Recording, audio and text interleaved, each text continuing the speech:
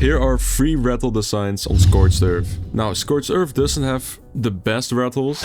On most server clusters, Scorched Earth is really dead.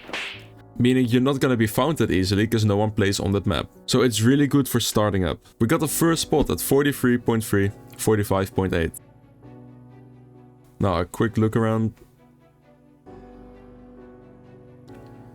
Is this giant spike in the middle? There's a lot of these type of rat holes on this map, but this one is the biggest and just simply the best. As you can already see, I got a cliff plat here. It's to make the hole a bit smaller so they can snipe from back here all the way to the end, you know.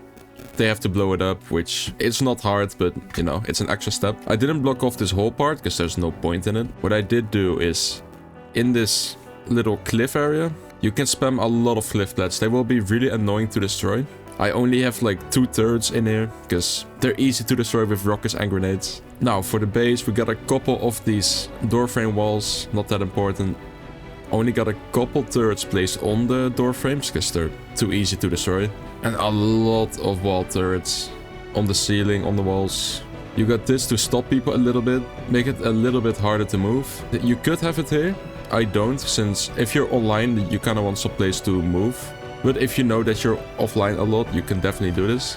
Now we got this little area so you can raise a couple dinos. It's not big, but you don't want to stay here for too long anyway. I got these 2 connected. I got a little cryo floor. This is probably more cryo fridges than you're ever gonna need in a small base spot like this. Well, it's not supposed to be here.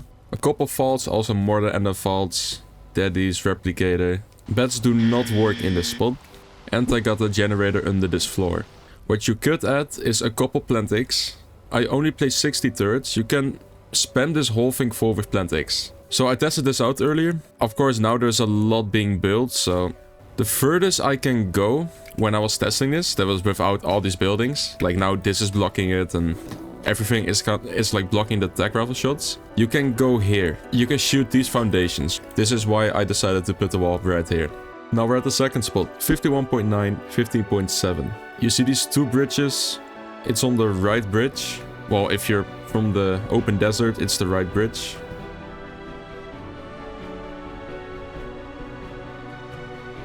I'm pretty sure these are salt crystals. They go straight up here.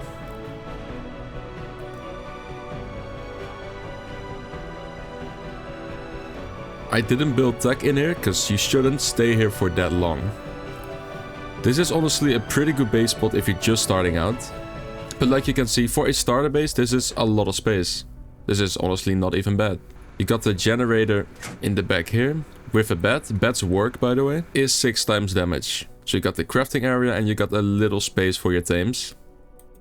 I placed around 20 turrets here because at this point you should just move on. This is not a base spot that you wanna keep being at.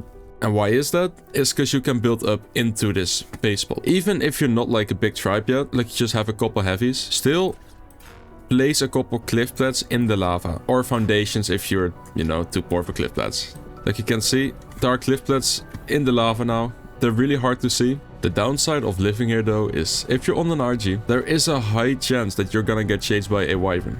Now, if you get into your little cave, you should be fine. You could have a couple turrets on wall tames just in case. For the last spot, we're at 45, 23.3. Here we are on the map. And you can barely see the entrance right here. This one is probably the most hidden, but it's also the smallest. So you got this space up here, which is gonna be primarily defense, because you don't have enough room for anything else, really. And down here, it's also really small, but you can place everything you need for in the beginning. Okay, the last build of today. So what I like to do is place a little wall in front of here. It's not gonna stop anyone, but it is gonna stop people from scouting what is inside. Now, of course, you got the stop layer. You don't need this many turrets. You're probably not gonna stay here for this long to have this many turrets. So I got one generator here. You can plant eggs here. And this is not 6 times. So I placed 2 smithies and a cryo fridge, just because it might be safer here. Because if you look down here, you of course got your crafting station and a couple turrets, but it's all really small. You got everything that you need though: fabricator, cam bench, forges. You got a second generator back here and a cryo fridge. and a bed, but it doesn't work, so you don't need the bed. You have to place the bed outside, sadly. Well, you could soak a couple turrets from outside of here. If you place them on players only, they're gonna be really hard to soak, but you still can, right? If someone decides to run in, if they survive this, they will fall down. And because this is so small, they will rocket this pretty quickly, sadly. So that's why I like to keep my loot divided between these two spots. Because this is probably gonna go first. So there is not a lot of good rattles on Scorched Turf, but these are just the ones that I would pick. Only the first one is the one I would keep with tech. But for the other ones, you should probably only use it as a starting spot. Thanks for watching. See ya.